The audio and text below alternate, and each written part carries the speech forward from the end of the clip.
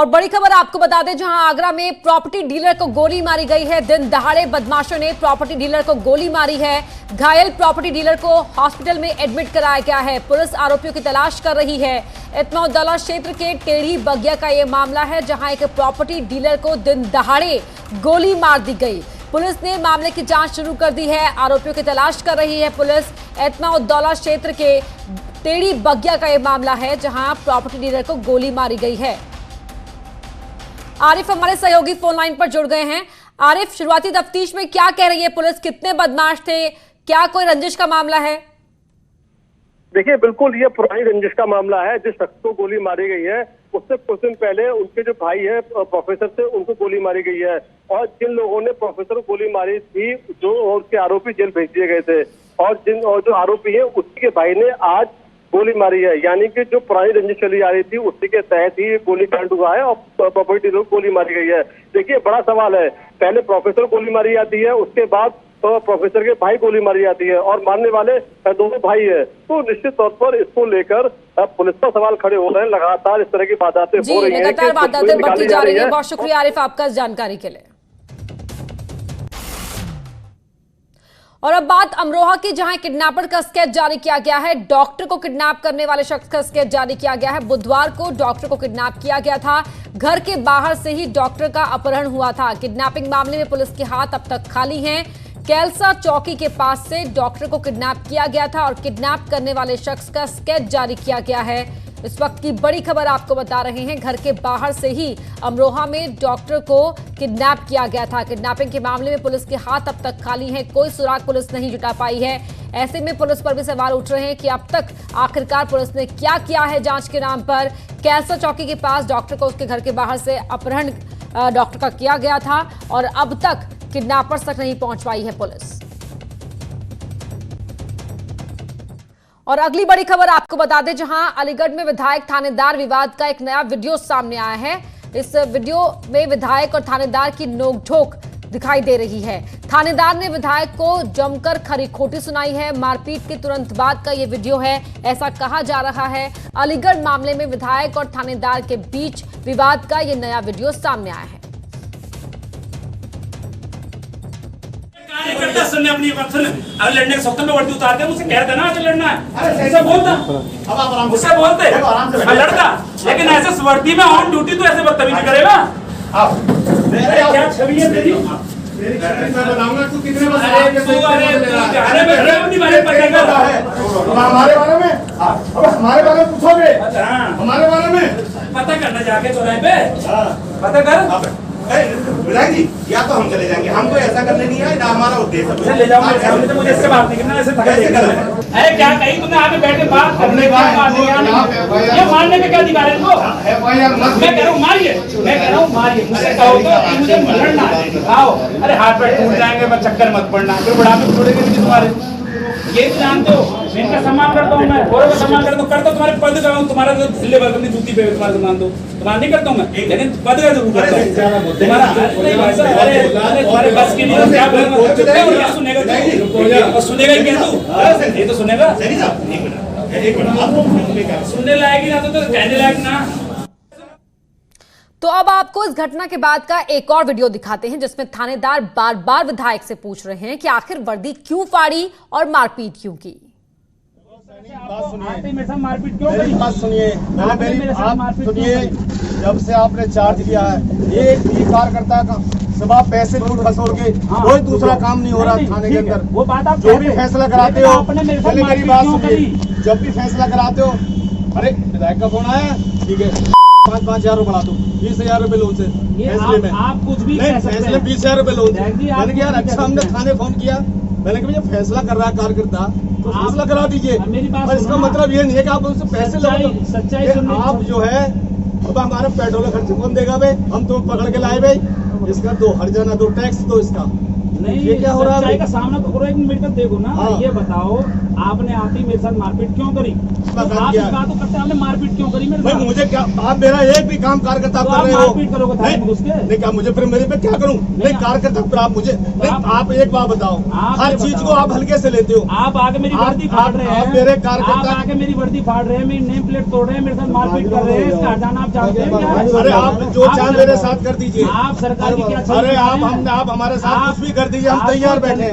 आप हमें बंद कर दीजिए। ऐसे आदमी आपको जनता ने आप अरे हमें जनता ने चुना, हमें अपना कर्तव्य पता है। आप थाने पर घुस आप के, हमें कर्तव्य पता है हमारा। थाने पे घुस के मारपीट करेंगे एसओ के साथ? आप हमारे साथ जो आपको करना आप हमारे साथ कर दीजिए, तो हम कर लेंगे। ठीक है, लेकिन आपने मारपीट क्यों करी है? आपने मारपीट क्यों करी? क्या करें, जनता का काम नहीं करोगे तो आप हमारे साथ? नहीं बदतमीजी करोगे? नहीं हमारी जनता का तो आप बदतमीजी करोगे? आप एक बात बताइए। ये बताओ, नहीं होगा तो मारोगे आप? आप मारोगे? नहीं हमने तो नहीं, तुमने बदतमीजी शुरू की तब हमने नहीं आपने शुरुआत की। क्या कि मैं तो आपको सम्मान बैठी, आपने कभी आज तक नहीं कहा। आपने हमेशा हमारा अपमान किया, चाहे फोन पे किया हो, चाहे आपने बैठ के आप मुझे बता दीजिए आपने मेरा किया, मैं तो आपको प्रमाण भी दे दूं आपने कितना किया। नहीं, लेकिन आप नहीं दे पाएंगे। आप जो चाहे मेरे साथ कर दीजिए। और आज भी मैंने सम्मान दिया आपको, मगर बैठी विधायक। वहीं इस मामले में आईजी अलीगढ़ रेंज दीपक रतन ने कहा कि मामले की जांच की जा रही है, तत्काल प्रभाव से थानेदार को सस्पेंड कर दिया गया है।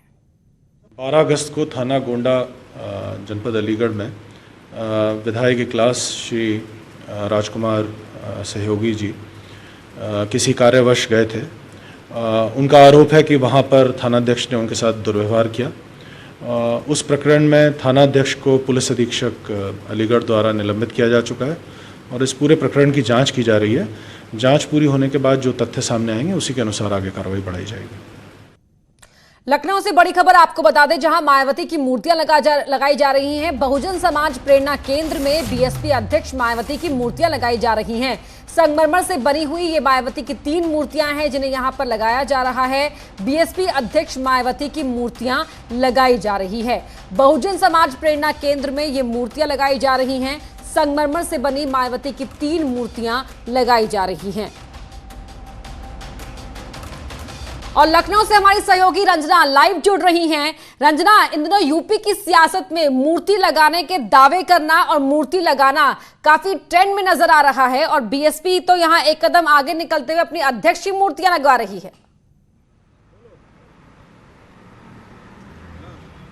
देखिए, मूर्ति पॉलिटिक्स जो है काफ़ी चरम पे है और परशुराम की मूर्ति हो ये खबर आ रही थी, उसको लेकर के दावेदारी हो रही थी। लेकिन अब ये विजुअल जो सामने आया है उसमें मायावती की मूर्ति है, 3 मूर्तियां रखी हुई हैं और उन तीनों की चर्चा है, संगमरमर की मूर्तियां हैं कि इसको लगाई जाएंगी। तो प्रतीकों की जो राजनीति होती है वो उस पर हो रही है, सियासत हो रही है। और मायावती का मूर्ति प्रेम पहले से जग जाहिर है बसपा सुप्रीमो का, और वो मूर्ति लगाने में हमेशा आगे रही है। तो इसलिए जब ये विजुअल सामने आया बहुजन प्रेरणा केंद्र के अंदर जो मूर्ति लगाने की बात है, हम एक बार दिखाना चाहेंगे बहुजन प्रेरणा केंद्र की तरफ। यहाँ के सुरक्षा कर्मियों तो अभी हुसैनगंज थाने की पुलिस भी आई थी, गेट खोलने के लिए कहा गया, लेकिन उन्होंने किसी ने गेट नहीं खोला। हम लोग भी कहते रहे लेकिन गेट नहीं खुला। और यहाँ पे जो काम करने वाले लोग हैं उन लोग बताए कि मूर्तियाँ पहले से बनी हुई थी और वो मूर्तियाँ रखी गई थी, उनकी साफ सफाई हो रही है और साफ सफाई के बाद जो भी उसमें चमक उसकी थोड़ी कम हो गई है उसको साफ किया जा रहा है। तो एक तरह से यानी कि मूर्तियाँ लगाने की जो बात आ रही है, साफ सफाई के बाद वो मूर्तियाँ लगेंगी अंदर। तो ये खबर जो आ रही है कि मूर्तियाँ लगेगी, वो तीनों मूर्तियों का विजुअल हम लोग के पास के बहाने यहाँ पर सियासत चमकाई जा रही है, लेकिन ऑफिशियल इस पर बीएसपी की ओर से कुछ कहा गया है। पहला सवाल, एक सवाल तो ये भी, और दूसरा सवाल ये भी रंजना की पिछली बार जब मूर्तियां लगाई थी बीएसपी सत्ता से बाहर हो गई थी और काशीराम की मूर्तियां भी उस वक्त लगाई गई थी, लेकिन इस बार क्या सिर्फ 3 मूर्तियां मायावती की?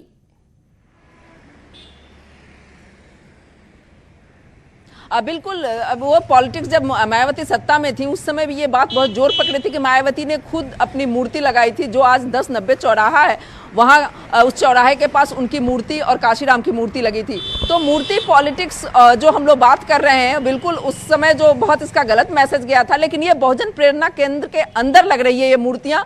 ये एक ट्रस्ट है और इसके अंदर ये मूर्तियाँ लग रही हैं। तो ये एक प्रतीकात्मक राजनीति हो सकती है, क्योंकि बहुजन प्रेरणा केंद्र काशीराम की जब अस्थियाँ आई थी तो यहीं पर लाई गई थी और यहाँ से एक मैसेज देने की कोशिश होती है, बहुजन समाज पार्टी एक मैसेज देती है, तो प्रतीकों की राजनीति की जो हम बात कर रहे हैं वो राजनीति जो है एक तरह से मैसेज देने की बात है, और ये मूर्तियों की राजनीति पहले से होती आई है और एक बार फिर ये आज की सियासत में दिख रही है। जी रंजना, बहुत बहुत शुक्रिया आपका इस पूरी जानकारी के लिए। तो 3 मूर्तियां ये बहुजन समाज प्रेरणा केंद्र में लगाई जा रही हैं। बढ़ते हैं आगे, वहीं बीजेपी के राज्यसभा प्रत्याशी जयप्रकाश निषाद ने आज अपना नॉमिनेशन फाइल कर दिया। यूपी विधानसभा में उन्होंने ये नामांकन किया। इस दौरान सीएम योगी समेत बीजेपी के तमाम बड़े नेता मौजूद रहे। उपचुनाव 24 अगस्त को होना है। समाजवादी पार्टी के सांसद बेनी प्रसाद वर्मा के निधन से ये सीट खाली हुई थी। जयप्रकाश निषाद बहुजन समाज पार्टी के विधायक भी रह चुके हैं। मायावती सरकार में उन्हें राज्य मंत्री बनाया गया था। 2018 में उन्होंने भारतीय जनता पार्टी का दामन थामा था। निषाद का कार्यक्षेत्र गोरखपुर है।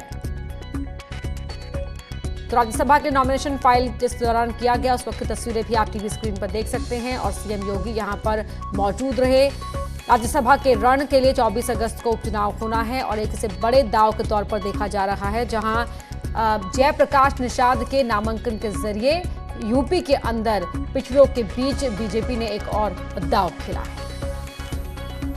तो सियासी सफरनामा भी आपको बता रहे हैं। मुख्यमंत्री योगी ने ही बीजेपी ज्वाइन कराई थी जयप्रकाश निषाद को।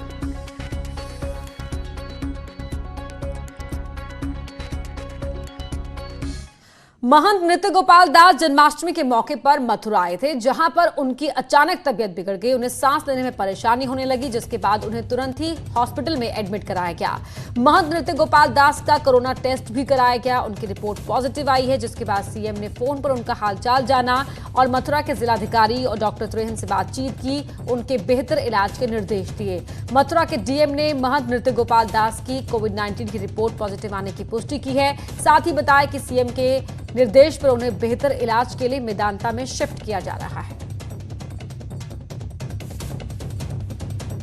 कुछ पॉजिटिविटी की बात है। माननीय मुख्यमंत्री जी ने हर क्षण की वो खबर ले रहे हैं और उन्होंने 3-4 बार फोन करके ये निर्देश दिए हैं कि महाराज जी के बेहतर चेकअप के लिए और बेहतर इलाज के लिए उनको तुरंत मेदांता में शिफ्ट कराया जाए, जो हम लोग व्यवस्था कर रहे हैं। हमारी ALS एम्बुलेंस आ गई है, डॉक्टरों की टीम, मजिस्ट्रेट, स्पोर्ट के साथ महाराज जी को हम लोग वहाँ पे। महंत नृत्य गोपाल दास की तबियत खराब होने पर अखाड़ा परिषद के अध्यक्ष महंत नरेंद्र गिरी ने उनके जल्द स्वास्थ्य होने की कामना की। कहा कि वो उनके जल्दी ठीक होने की कामना के साथ ही सुंदरकांड का पाठ करेंगे। राम जन्मभूमि तीर्थ क्षेत्र के जो ट्रस्ट के अध्यक्ष जी महाराज जी का मैं कभी नाम नहीं लिया। मेरा उनका संबंध कम से कम 30 साल से है। हमारे गुरु जी से उनका संबंध रहे और बागम्बरी गति उनका बहुत लगाव है। आज मैं उन्हें गुरु तुल्य मानता हूँ। तो हम जैसे समाचार आप लोगों ने दिया है तो उनका समाचार लेते हैं और हनुमान जी से आज स्वयं जाकर प्रार्थना करूंगा। वहीं पूर्व राष्ट्रपति प्रणब मुखर्जी की स्वास्थ्य की स्थिति अभी भी गंभीर बनी हुई है। अस्पताल से मिली जानकारी के मुताबिक प्रणब मुखर्जी फिलहाल गहरी बेहोशी में हैं, लेकिन उनके सभी वाइटल पैरामीटर स्टेबल हैं। उन्हें अभी भी वेंटिलेटर सपोर्ट पर रखा गया है। प्रणब मुखर्जी के बेटे अभिजीत मुखर्जी और उनकी बेटी शर्मिष्ठा मुखर्जी दोनों ने ही उनके स्वास्थ्य के बारे में चल रही अफवाहों का खंडन किया है। पूर्व राष्ट्रपति प्रणब मुखर्जी की सेहत अभी भी गंभीर बनी हुई है। उनके स्वास्थ्य अभी भी गंभीर बना हुआ है। RR हॉस्पिटल में वो पिछले 3 दिन से लगातार यहाँ पर एडमिट हैं। सेना का ये रिसर्च एंड रेफरल अस्पताल है। जो हमें ताज़ा जानकारी जो मिल रही है कि वो अभी भी गंभीर मूर्छा में है, बेहोशी में है, लेकिन उनके तमाम वाइटल पैरामीटर्स स्टेबल बने हुए हैं। और उनका जो परिवार है, शर्मिष्ठा मुखर्जी, अभिजीत मुखर्जी, उनके बेटा और बेटी, उन दोनों ने खंडन किया है पूरी तरह से उन तमाम अफवाहों का जो सोशल मीडिया पर या किसी भी तरह से उनकी सेहत के बारे में उड़ रही है। उन्होंने कहा है कि वो लगातार जानकारी ले रहे हैं अस्पताल से। जो वाइटल पैरामीटर्स हैं वो स्थिर हैं, वो स्टेबल हैं और अभी भी गहरी बेहोशी में है। डॉक्टर्स लगातार उन्हें वेंटिलेटर पर रखे हुए हैं। उनको लगातार उनकी सेहत को रिकवर करने की कोशिश की जा रही है, स्वास्थ्य लाभ की कोशिश की जा रही है। 3 हेल्थ बुलेटिन पिछले 3 दिनों में लगातार उनके लिए जारी किए गए हैं। आज भी हेल्थ बुलेटिन जारी किया जाएगा, जिसमें आधिकारिक तौर पर ये बताया जाएगा कि उनके स्वास्थ्य की फ़िलहाल क्या स्थिति है। लेकिन हमारी जो जानकारी, जो अस्पताल से हमने ताज़ा जानकारी ली है, उसके मुताबिक वो अभी भी गहरी बेहोशी में है, लेकिन उनके तमाम वाइटल पैरामीटर्स जो हैं वो स्टेबल हैं, जो कि एक तरीके से कह सकते हैं कि ये सुखद खबर ये हो सकती है कि उनके। और सीधे अब आपको ले चलते हैं यूपी सरकार के कोरोना बुलेटिन की ओर। कंटेनमेंट जोन का उद्देश्य ही यही है कि लोगों को जो है वहाँ आइसोलेशन में रखते हुए वहाँ पर नियमित संवाद बनाकर स्वास्थ्य की स्थिति की जानकारी लेते हुए उनका पूरा स्वास्थ्य परीक्षण कराया जाए। कोविड-19 के प्रसार को नियंत्रित करने के लिए कोविड अस्पतालों में डॉक्टर्स की संख्या में भी वृद्धि उन्होंने आदेश दिया है। आपके संज्ञान में है कि कल लखनऊ, कानपुर के अस्पताल जो हैं हाई एंड अस्पताल हैं उनको मजबूत करने का उन्होंने बैठक ली थी। लखनऊ में जो है काफ़ी हद तक उस पर फ़र्क पड़ेगा और अगर कोविड अस्पताल में जो बेड्स हैं उनको दुगना किया जाएगा तो निश्चित ही अगले 15 दिन में इसका प्रभाव भी पड़ेगा और बड़ी संख्या में मरीजों का उपचार भी समय से होगा। कानपुर नगर का भी उन्होंने रिव्यू कल किया था, तो आज उन्होंने निर्देश दिया है कि कानपुर नगर, लखनऊ, वाराणसी में जो है बेड्स की संख्या बढ़ाई जाए। लखनऊ के कैंसर संस्थान को भी डेडिकेटेड कोविड अस्पताल बनाया जाए, ये निर्देश भी उन्होंने दिया है। वहाँ के जो प्रभारी हैं उनको निर्देश दिया गया है कि लगभग 54 बेड का वहाँ पर जो है कैंसर अस्पताल बनाया जाए, कैंसर अस्पताल में कोविड अस्पताल बनाया जाए। स्वास्थ्य विभाग के प्रत्येक जनपद में L2 कोविड चिकित्सालयों की बेड्स की संख्या का बढ़ाने का भी मुख्यमंत्री जी ने निर्देश दिया है। मुख्यमंत्री जी ने खाद की पर्याप्त उपलब्धता सुनिश्चित करने के लिए किसानों को कृषि संबंधी अन्य सामग्री सुचारू रूप से व्यवस्था का भी निर्देश दिया है। गत दिवस कतिपय जिलों में विद्युत की उपभोक्ताओं की जो है विद्युत आपूर्ति बाधित हो गई थी, एक गलत कमांड चला गया था, तो ऊर्जा मंत्री जी का अनुरोध आया है और उसी के क्रम में माननीय मुख्यमंत्री जी ने संज्ञान लेते हुए STF से जांच कराने के लिए इस मामले को 3 दिन में आदेश दिया है। STF को यह आदेश भी पहुंच गया है। माननीय मुख्यमंत्री जी ने बाढ़ के दृष्टिगत सतर्कता बरतने का भी निर्देश दिया है। बाढ़ प्रभावित इलाकों में राहत सामग्री समय से उपलब्ध कराई जाए, इसका भी निर्देश दिया है। बाढ़ से यदि फसल का नुकसान हुआ है उसका भी आकलन करते हुए तुरंत जो है मुआवजा भी देने का निर्देश उन्होंने दिया है। कल जो है जो पूरी व्यवस्था है उसके अंतर्गत जो रोडवेज़ की बसेस चली हैं उनमें कुल मिलाकर कल की जो बसेस चली हैं वो है 6,769 और इनमें 9,21,807 लोग कल चले हैं। इसके साथ साथ हम ये भी बताना चाहेंगे कि जो 107/16 की कार्रवाई हुई है पूरे प्रदेश में 66,163 चालान जो है 107/16 के अंतर्गत किए गए हैं। धारा 111 के अंतर्गत 65,447 नोटिस निर्गत की गई है और 35,330 वादों में 1,24,811 लोग पाबंद किए गए हैं। शांति व्यवस्था भंग करने की संभावना देखते हुए 209 पाबंद व्यक्तियों के शस्त्र लाइसेंस भी निलंबित करने का निर्देश दिया गया है। इसी के साथ साथ 266 लोगों के खिलाफ कार्रवाई भी करने का निर्देश दिया गया है। शस्त्र अनुज्ञा में 1506 शस्त्र लाइसेंस के निलंबित करते हुए 435 शस्त्रों के लाइसेंस जो है निरस्त भी कर दिए गए हैं। गैंगस्टर एक्ट में जो है इस पूरी कार्रवाई के अंतर्गत 2452 गैंग चार्ट अनुमोदित किए गए हैं और जिनमें से 2452 गैंग चार्ट अनुमोदन के लिए पुलिस से जिला मजिस्ट्रेटों के पास प्राप्त हुए हैं और उसमें से 2363 गैंग चार्ट जिलाधिकारियों ने अनुमोदित कर दिया है। अब तक गैंगस्टर एक्ट में 73,54,00,000 रुपए की संपत्ति धारा 14 के अंतर्गत विभिन्न जनपदों में कुर्क की गई है और 151 गैंगस्टर वाद सरकार के पक्ष में निर्णित किए गए हैं। अपराधों के अंतर्गत कुल 79 अपराधों के अंतर्गत 56 अपराधों में रासुका के अंतर्गत कार्रवाई की गई है और इसके साथ साथ जो है कार्रवाई रासुका के अंतर्गत भी सख्ती से की जा रही है। धारा 188 के अंतर्गत CRPC के अंतर्गत अब जो है कुल FIR 1,83,449 के अंतर्गत 3,64,632 व्यक्तियों को जो है नामजद किया गया है। पूरे प्रदेश में 7,929 बैरियर स्थापित किए गए हैं। कुल मिलाकर 1,22,00,000 से अधिक वाहन चेक हुए हैं और इसी के साथ साथ 3,32,00,000 वाहनों को चालान करते हुए 67,000 वाहन सीज करते हुए 62.13 करोड़ की धनराशि भी वसूल कर ली गई है। जनपदों में पब्लिक एड्रेस सिस्टम लागू किया गया है। कुल मिलाकर 11,011 गाड़ियों में पब्लिक एड्रेस सिस्टम लागू कर दिया गया है और 2,413 स्थानों पर स्थायी लाउडस्पीकर की व्यवस्था भी की गई है। इसके साथ साथ जेलों में कोरोना का संक्रमण न हो, विशेष रूप से आदेश दिया गया है कि जेल में जो भी कैदी जाएगा, बाहर से अगर कभी भी अंदर जाएगा तो उसका टेस्ट करा कर ही जाएगा, अन्यथा उसको अस्थायी जेल में भेजा जाएगा। मैं पुनः कहना चाहूँगा कि जो मास्क लगाना है वो बहुत ज़रूरी है, 2 गज की दूरी रखना बहुत ज़रूरी है। पूरे प्रदेश में मास्क लगाना अनिवार्य है, सख्ती से इसको इम्प्लीमेंट किया जा रहा है। कई जगह जो है चालान भी किए जा रहे हैं। लोगों से फिर अपेक्षा की जाएगी कि वो ज़रूर मास्क लगाएं और किसी भी सूरत में जो है मास्क न लगाकर अपने को, अपने परिवार को और सभी लोगों की जान किसी भी रूप में जोखिम में न डालें। धन्यवाद। जय हिंद। चलिए बढ़ते हैं आगे, बात करते हैं आगरा की, जहां हॉस्पिटल में एक स्टाफ की पिटाई की गई है। मरीज की मौत के बाद तीमारदारों ने स्टाफ को जमकर पीटा। तीमारदारों ने वार्ड के अंदर घुसकर स्टाफ को पीटा है। ताजगंज इलाके के निजी हॉस्पिटल के स्टाफ की पिटाई का यह मामला सामने आया है। मारपीट की पूरी वारदात वहां लगे कैमरों में कैद हो गई।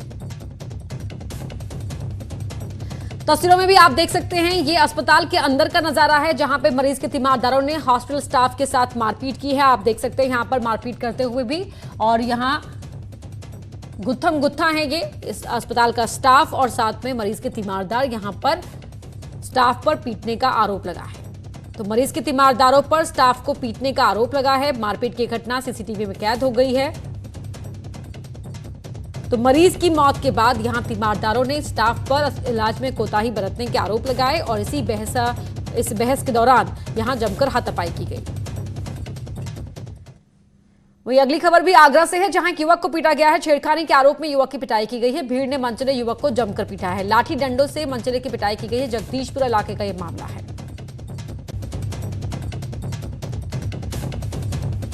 तो छेड़खानी के आरोप में एक युवक को पीटा गया है। तस्वीरों में भी देख सकते हैं जिस युवक को पीट रहे हैं उस पर आरोप है कि उसने छेड़खानी की थी और यहां पर भीड़ ने मनचले को जमकर पीटा है। देख सकते हैं कि डंडे से किस तरह पीटा जा रहा है। आसपास जो लोग खड़े हैं वो तमाशबीन बने हुए हैं। 3-4 लोग घर में घुसकर उस युवक को पीटते हैं जिस पर छेड़खानी का आरोप है।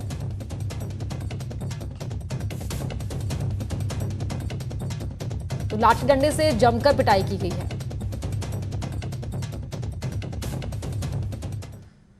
संभल में पुलिस की गुंडागर्दी एक बार फिर से देखने को मिली। यहां पर सादी वर्दी में 2 पुलिस वालों ने एक गांव वाले की पिटाई कर दी, जिसके बाद ग्रामीणों ने बवाल कर दिया और पुलिस वालों के साथ धक्का मुक्की की और हाथापाई की। इस बीच कुछ लोग पुलिस वालों का वीडियो बनाने लगे, देखकर वो सकपका गए। आरोपी पुलिस वाले बैरपुर पुलिस चौकी के बताए जा रहे हैं और पूरा मामला गन्नौर थाने के परतपुर गाँव का है।